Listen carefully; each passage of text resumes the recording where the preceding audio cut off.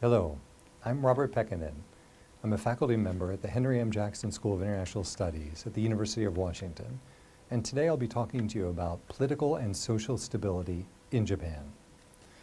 The theme that I'd like to explore is the current seeming stability of Japanese politics, which I am going to argue to you today, masks a deeper level of instability.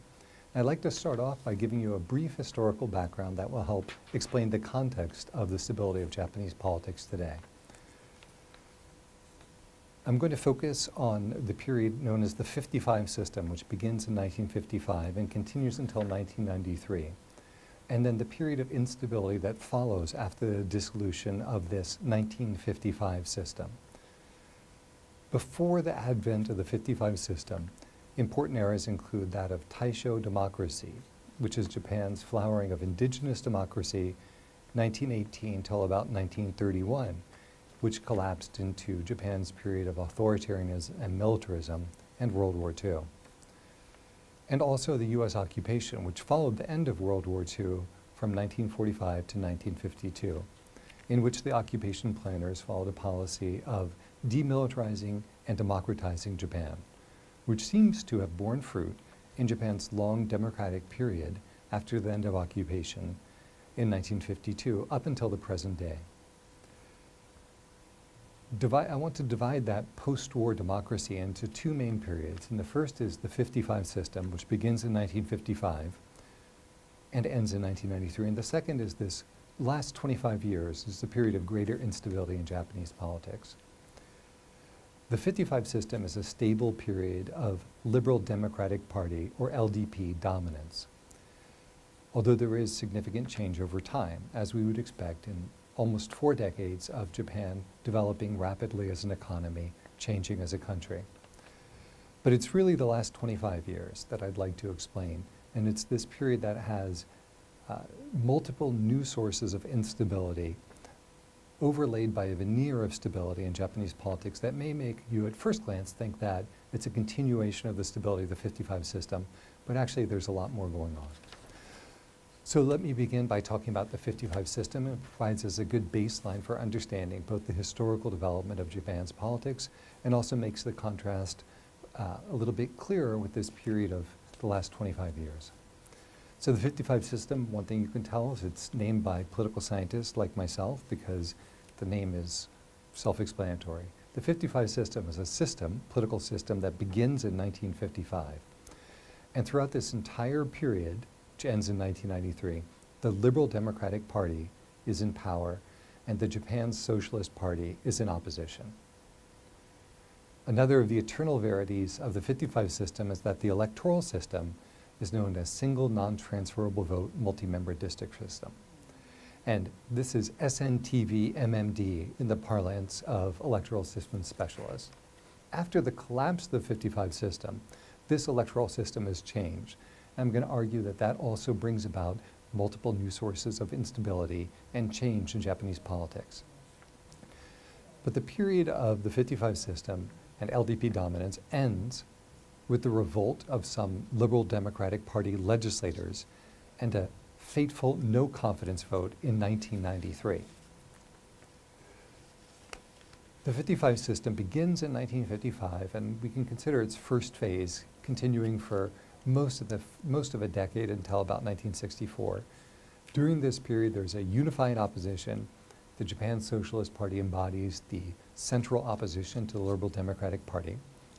And in some ways, it's a two-party system, and the Japan Socialist Party might be better understood or named as the Japan Peace Party, because even though they have progressive economic policies, one of the central differentiating policy platforms between the LDP and the Japan Socialist Party is about Japan's international relations.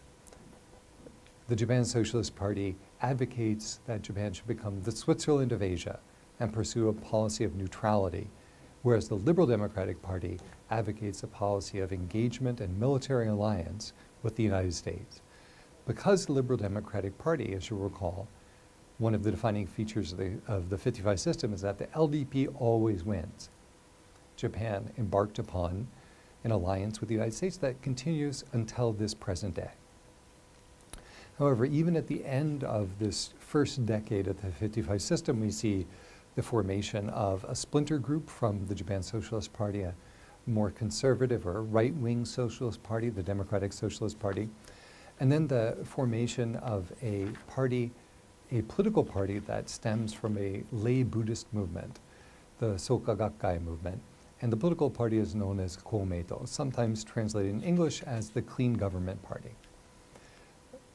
They're a moderate party that is somewhere between the Liberal Democratic Party and the Japan Socialist Party on a policy space.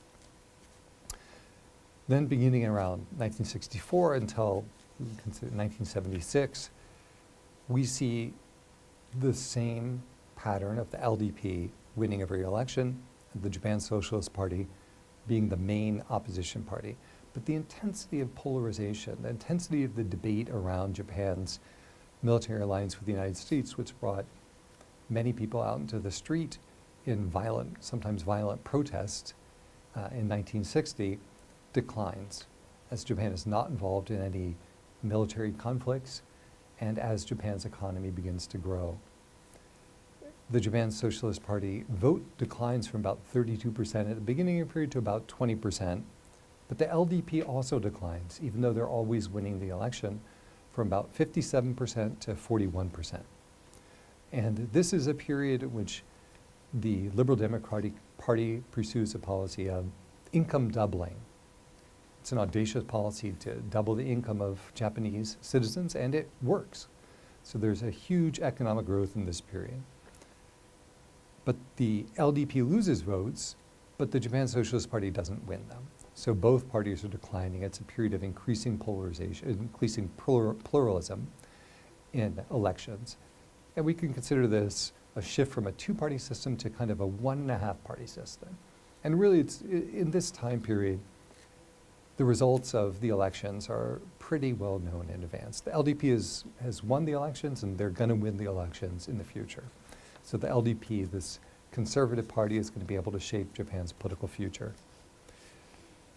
Looking at the next phase, from 1976 to 1989, we see some changes. In 1979, marks the first time the LDP's share of the vote rises since its formation in 1955, and that's really quite remarkable. Over 2 decades of string of electoral victories, but the LDP kept hemorrhaging votes. But then they start to increase their share of the vote. And this period from the mid-70s up until the end of the 1980s shows a much more affluent Japan. It's a huge economic growth from the early days of post-war Japan, in which Japan had been devastated in World War II. A parallel to that within the political system is the rise of what's known as Zoku tribes. Zoku means tribes, and there are Japanese political party specialists in particular policy areas who go by this moniker. So they might be an agricultural Zoku, an agricultural policy specialist. They're people who have a lot of policy knowledge and a lot of influence in the policy, and they are party politicians. So really in this third phase, the idea of the Socialist Party winning elections has really receded as an electoral threat, and it's a period that we can characterize as one-party dominance. So even over this span from 1955 to the end of the 1980s, the LDP has always won elections, but the stiffness of the Japan Socialist Party electoral threat has receded. So we have this continuity of the LDP winning the elections, but change in the severity of the threat. Things change a little bit in 1989, in this final period, the denouement of the 55 system, which we can say begins in 1989 and continues for only a few years until 1993, when the 55 system will end. During this time, the LDP loses the upper house. Japan is a parliamentary democracy, so there's no president, but it has 2 houses. It's a bicameral system. The LDP had always won both the lower house and the upper house, and so it didn't really matter much that it was a bicameral system. However, they lost the upper house following a series of scandals involving, economic scandals involving LDP party politicians. And then this brings us to the end of the 55 system in 1993, which I'll talk a little bit about in a minute. And then we'll focus on the transition period in the early 1990s and the changes in the system that come suddenly, and that's a period of intense instability. And then I'm going to say that over the last 25 years, we see the new system taking shape, and it has this surface stability and some things that will remind you of the 55 system, but there's a lot of change dynamics underneath it.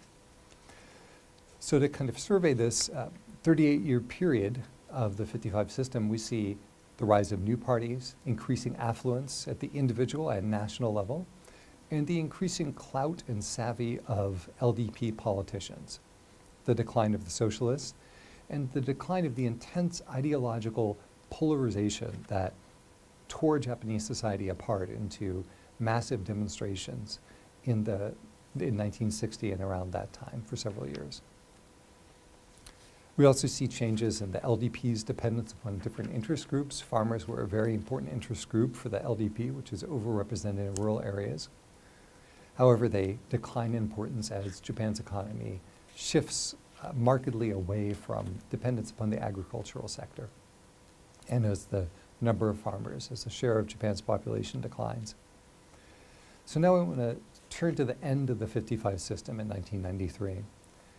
Some of the core changes to keep your eye on are the changes in political parties, a huge change in the electoral system, and a big change in the economy, with an economic downturn, the bursting of the bubble, and then Japan's lost decade of economic slow growth. So for political parties, the 55 system ends in 1993 because the LDP loses power. So we have the end of the LDP government, and for the first time in 1993, the LDP is out of power, and a coalition of other parties takes power and becomes the government of Japan. And in a broader sense, this also marks the beginning of coalition government, which has been a feature of Japanese politics ever since 1993 and continues even to the present day, even though the LDP, except for a brief time when they had shared power with a splinter group of 10 LDP members who left the party, but then worked with the party and then a decade later rejoined the party. Except for that little asterisk, the LDP governed alone in the 55 system. But now, coalition government is the norm. We also see a big change in the electoral system from the single non-transferable vote multi-member district system to a new system that combines single-member districts and proportional representation in a hybrid system known as a mixed-member system. We also see the end of the Japan Socialist Party LDP opposition and the rise of a new main opposition party, the Democratic Party of Japan. So how did the LDP lose power? And what is the source of this instability, both at that time in which there's great instability and unpredictability in Japanese politics, and also the legacy of the instability that is the undercurrent of the following 25 years up into the present day? A vote of no confidence passed on June 18th, 1993. As a parliamentary system, Japan's prime minister can face a vote of no confidence, after which the LDP prime minister at the time, having lost the confidence of the parliament, called new elections, which would be held 1 month later on July 18th, 1993. Now the LDP lost that vote of no confidence, even though it had a majority, because a number of LDP politicians defected from the party. They left the party and they did not vote the confidence of the prime minister. So that's the proximate cause of the fall of the LDP. After this new election in July 18th, 1993, essentially all the LDP politicians who ran as the LDP won, but they still didn't have a majority. So the LDP, although it didn't win a majority in this 1993 election, it still was by far the biggest party. In fact, from its formation in 1955 up until 2009, the LDP was the largest party after every election. So a coalition formed with a alphabet soup of different parties, 7 different parties, and they shared the common feature. They didn't agree on much, but they agreed that they wanted the LDP to be out of power, and the only party that was left out of this was the Japanese Communist Party. But otherwise, all the opposition parties formed a coalition to take power from the LDP, and then they formed this government in August 1993, and then in January 1994, they passed a major electoral reform designed to change Japan's party system and break the stranglehold of power that the LDP had on Japanese politics. So the bottom line of this, why the 55 system ended, is this party split.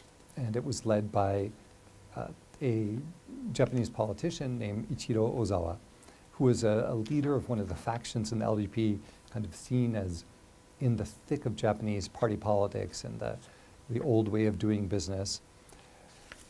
But he was the one who initiated this transformation of Japanese politics more than anyone else. And then we can wonder why this happened, what brought the LDP down. And there's a couple different explanations that you can consider. One is that it's just the personality of somebody like Ozawa, that in the end, when somebody makes a big political decision like that, takes a gamble, we have to look at the person, because it's the person who's making the decision. Or we can understand it as caught up in the factional politics of Japan. The LDP had been so successful so long, and they managed party tensions by a seniority system. So if you were a younger politician and you joined the party and you won an election, you might look around and think, by the time my turn comes for me to have significant power in the party, I'll be dead. It's going to take too long. So I might as well shake things up, and maybe I'll have a chance in the new party that I wouldn't have in the LDP. Other explanations depend upon the tactics and strategies of political elites and institutional framework that shape their choices within a political, social, economic, and national environment.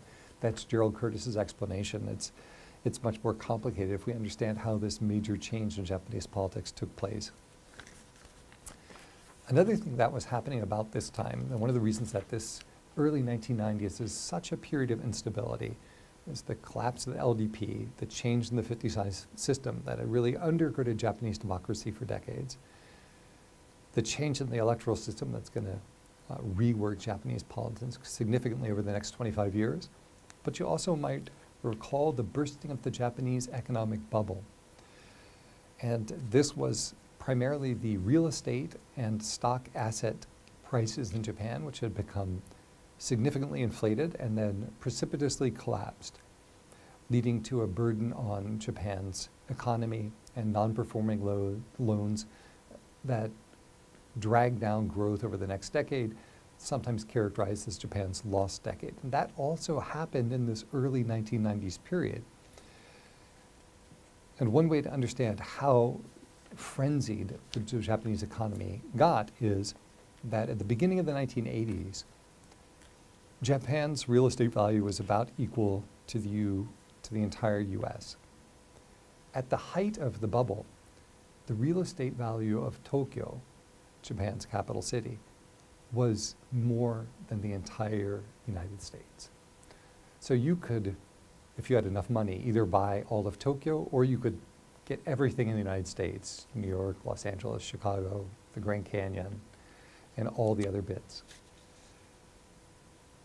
In 1990, Japanese real estate was worth about $25 trillion, which was about half of the value of all real estate on Earth. So assuming you had $25 billion and could close a lot of real estate deals, you could either buy all of Japan or you could buy the entire rest of the world. So this was a huge appreciation, an unsustainable appreciation of real estate prices in Japan. And it collapsed. And in fact, if we look at the broader picture, this early 1990s is a period of market instability in Japanese politics and economy, but also in international relations. It's the end of the Cold War and the evolution of a new system, which we might call the New World Order, perhaps, but which represented a significant shift in international relations. So with the change in the international system, the major threat to Japan had been perceived as the USSR, And then it shifts to North Korea over time, and to some extent, a response to China's rising power. There's other changes in Japan. The prime minister was weak, institutionally weak, one of the weakest in the advanced industrialized democracies under the 55 system, but becomes much stronger. Bureaucratic power is much stronger, and then the bureaucrats, after the end of the 55 system, begin to experience a number of scandals, policy, personal and financial scandals, and decline in influence and policy power. I can also point out that in the early days of the 55 system, we saw an incredible polarizing split in Japanese opinion, public opinion about the US-Japan military alliance. But after the end of the 55 system, in recent decades, there has been much greater public support in Japan for the US-Japan alliance. Going along with that, we've also seen an increase in the number of Japanese who are supportive of the idea of revising Japan's peace constitution. Particularly of interest in international relations is Article 9, which renounces war, and what possible changes in the constitution would mean for Japan's international and domestic politics. The influence of TV on politics also increases precipitously after the end of the 55 system. The equivalent of the Nixon-Kennedy debates for Japan really is the early 1990s, when TV first manifests itself as a medium that had significance for politics and could change politics, and contributed to the instability of the early 1990s. We also see in Japan a shift from, broadly speaking, the lifetime employment model to a model where many fewer people are able to access lifetime employment, and there's an increase in the share of people who are in some form of precarious or contingent employment. Also, the Japanese population, now this is a bit of a slow-moving shift, and it would be misleading to say that this happens all of a sudden in the early 1990s, the way the bubble bursting or the end of the Cold War or the collapse of the 55 system happens. But Japan's demography is also changing in the post-war period. And in recent years, Japan has even experienced a population decline. Japan's population is aging, and that's also having a significant effect on Japanese politics and society. And as I mentioned the economy before, Japan shifts from a high growth period to a lower growth period, a slower growth, and that's not unconnected to demographic changes as well. The LDP dominated the 55 system. One of the defining characteristics of the 55 system is that the LDP is always in power. What about the last 25 years? Well, after the collapse of the 55 system and this coalition formed that excluded the LDP from power, they only kept the LDP out of power for 14 months. So the LDP governed continuously from 1955 to 1993, and then took power again in 1994. And in fact, the LDP was in power from 1994 to 2009, when they unambiguously lost an election in the lower house for the first and so far only time. They lost that election to the Democratic Party of Japan, but then the LDP ousted the Democratic Party of Japan in 2012. So you might look at this period and say, well, the LDP was in power from 1995 to 1993, then again 1994 to 2009, and then again 2012 to the present day. And if you do a quick calculation of that, the LDP's been in power about 94% of the time, which is an astonishing record. And I think that it's fair to say that the LDP is the most successful political party in any democracy in the post-war period. And the LDP won recently an election on October 22nd, 2017. I think that that is a good lens for us to look at this period, so I'm going to try to explain the results of that election as well. But first I want to reflect on some of the bigger sources of instability that are at work in the last 25 years and that even though the LDP is winning most of these elections, it may seem like things haven't changed from the days of the 55 system, but they have. And one of the changes that's happened is the change in the electoral system. So Japan switched from this peculiar single non-transferable vote multi-member district system to a system, as I mentioned before, that has a combination of single-member districts, initially 300, and also a number of seats that are allocated through proportional representation, in which people vote for parties, and these seats are allocated proportional to the results.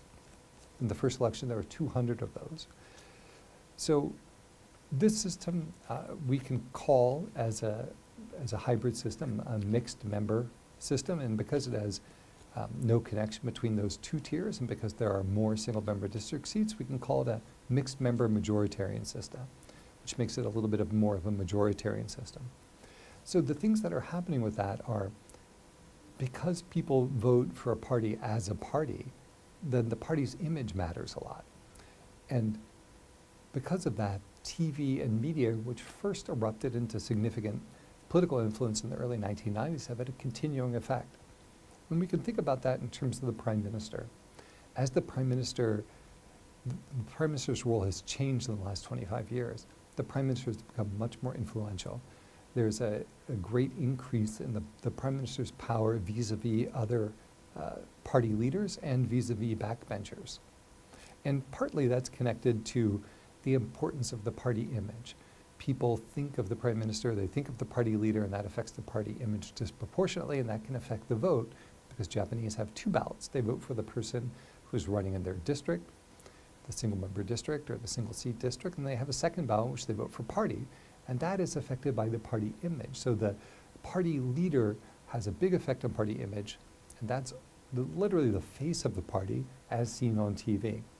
And that means that the prime minister is more consequential, and that's why we've seen a pattern where unsuccessful prime ministers are quickly dumped. Japan went through a period, about 8 years, where the prime minister was changed about once a year, but successful prime ministers are able to stay a long time. So Prime Minister Abe, who led the party to victory in this October 22nd, 2017 election, has been prime minister since 2012, when the LDP retook power from the Democratic Party of Japan. Prime Minister Koizumi was also a successful prime minister who was able to stay in office really until he decided to leave. So that pattern, that influence of executive power that's changed, that's also connected to the electoral system. We also see what's the rise of what Japanese call floating voters. So under the 55 system, voters tend to be strongly connected to particular politicians, but now there's a lot of people who don't feel as connected to particular politicians, have a looser connection to political parties, and in the Japanese parlance are kind of floating around. We might call them in the US as swing voters or independents, but they can be accessed and they can change their mind from one election to another. That leads to a lot greater volatility in Japanese elections. And also the Japanese electoral system is more majoritarian, which means that's sometimes a relatively small shift in public sentiment can translate into a large electoral impact. All of these create greater instability in Japanese politics, even if we don't always see it manifested. And one way to think about that is that the LDP won every single election under the 55 system, and power never changed hands in the ballot box. It was this LDP rebellion that ended the 55 system. But in 2009, the LDP lost power at the ballot box, and then in 2012, the next election, they won power. So 2005, 2009, 2012 consecutive elections, we have alternation of power from LDP winning a big election in 2005, DPJ winning a landslide in 2009, then LDP winning a landslide in 2012. So that's the change dynamics that lead to the kind of greater inherent instability in the political system. I think that's also reflected in this kind of kaleidoscope of opposition parties that is characteristic of the last 25 years. And I'm just going to give you a taste of that, but then I want to connect it to the 2017 election. So under the 55 system, of course, the primus inter pares is the LDP, the Liberal Democratic Party, which formed in 1955. There was a little splinter party, the New Liberal Club, for about a decade, but they were intact until 1993 when Ozawa led this rebellion. Then there's the Japan Socialist Party, also formed in 1955. They had their splinter party, the Democratic Socialist Party, but they remained in place. That's the number one and number two parties throughout every day of the 1955 system. Komeito is formed as the third party, and then the Japanese Communist Party. And that's really the significant parties of the 55 system, about 38 years. I did prepare a list of all the opposition parties that have existed, all the non-LDP parties that have existed in the last 25 years, but it's an astoundingly long list. In fact, even if I confined it to a few years, it would be a pretty long list. So I'll illustrate that with regard to the 2017 election. But first I'm going to say, even if I talked about only the main opposition party, under the 55 system, that's always the Japan Socialist Party. In the last 25 years, the first leading opposition party was the Japan Socialist Party in 1993. And then there was a merger of various opposition parties called the New Frontier Party, which was the leading opposition party in the 1996 election. By 2000, we're already on our third leading opposition party of this new period of instability, the Democratic Party of Japan. That's the party that's eventually going to beat the LDP at the ballot box, still for the only time ever, in 2009. It was briefly eclipsed as the main opposition party by the Japan Renovation Party, which then split into two parties, one of which merged with the Democratic Party of Japan to form the Democratic Party. So already you've got 5 major opposition parties taking turns in the last 25 years, and we're only up to 2017. So here's what happened in October 22nd, 2017. I think it's a perfect example and a good way to end, because it seems stable at first glance from the outside. Looks like it's the kind of Japanese politics as usual, the LDP is winning. But actually there's a lot of instability. So it's a good illustration of this thesis. Here's the stability part. The LDP won 281 out of 465 seats that were contested. That's 60.4% of the seats. And the LDP is in coalition, again, coalitions are a feature of this period, with Komeito. Komeito added 29 seats to the coalition total, giving them 2/3. 2/3, by the way, is an important number because a 2/3 supermajority is needed to amend the Constitution. So it's significant that they reached this level. So far, that might seem like it's an illustration of stability and continuity in Japanese politics. After all, the LDP won a resounding victory. Sounds like the 55 system all over again. But if you look just below that top line, you can see this instability. The leading opposition party in Japan now is the Constitutional Democratic Party of Japan at 54 seats, 11.6%. This party did not exist until October 2017. The second leading opposition party is the Party of Hope at 50 seats, or 10.8%, which did not exist until September 2017. The former leading opposition party was the Democratic Party, recall, as the result of the merger of the Democratic Party of Japan with part of the split off from the Japan Renovation Party. The leader of the Democratic Party, Seiji Maehara, engineered the demise of his own party after a consultation with a leader of the Party of Hope, which he hoped that the Party of Hope would accept many members of the Democratic Party.